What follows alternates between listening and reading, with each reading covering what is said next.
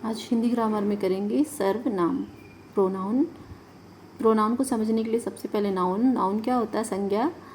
किसी भी व्यक्ति, वस्तु या स्थान के नाम का जो बोध कराता जो शब्द वो होता है संज्ञा। तो संज्ञा के स्थान पर प्रयुक्त होने वाले शब्द सर्वनाम कहलाते हैं, जैसे मैं, तुम, वह, उसने, उन्होंने, हमें, वे इत्यादि।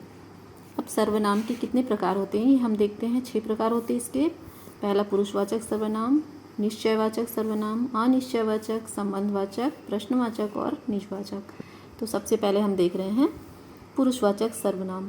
जब दो व्यक्ति आपस में बात कर रहे हैं तो एक व्यक्ति बोल रहा है, दूसरा व्यक्ति सुन रहा है, तीसरा किसी अन्य के बारे में हम कह रहे हैं। तो बोलने वाला वक्ता, सुनने वाला श्रोता और तीसरा जिसके बारे में बात किया जा रहा है, ये तीनों पुरुषवाचक सर्वनाम में आते हैं।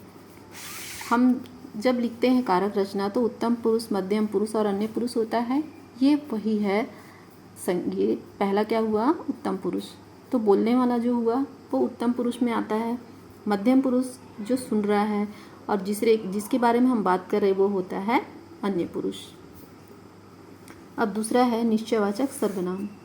निश्चय जैसे कि शब्द से ही होता है कि निश्चित।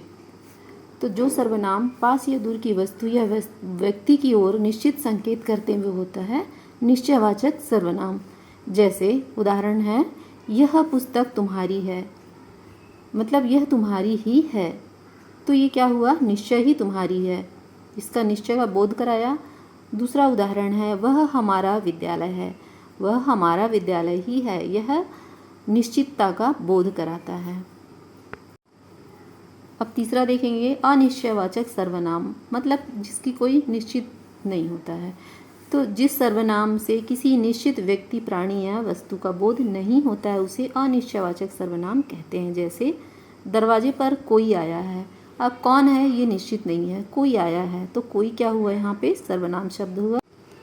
दूसरा उदाहरण है इसका, दूध में कुछ गिर गया है। कुछ गिरा है, क्या गिरा है ये पता नहीं है, तो निश्चित नहीं है, ये हुआ अनिश्चयवाचक सर्वनाम। अब चौथा हम देखते हैं संबंधवाचक सर्वनाम। तो किसे कहते हैं? तो वाक्य में प्रयुक्त दूसरे संज्ञा या सर्वनाम शब्दों से संबंध बताने वाले सर्वनाम संबंधवाचक सर्वनाम कहलाते हैं। इसका उदाहरण है, जो मेहनत करेगा वह पास होगा। तो वह क्या हुआ और जो इसमें हुआ संबंध बता रहे हैं एक दूसरे से। दूसरा उदाहरण है, जो जैसा करेगा वैसा भरेगा, मतलब जिसने जैसा किया उसे वैसा ही फल मिलेगा। तो ये एक दूसरे से संबंध बता रहे हैं। अब पांचवा है प्रश्नवाचक सर्वनाम।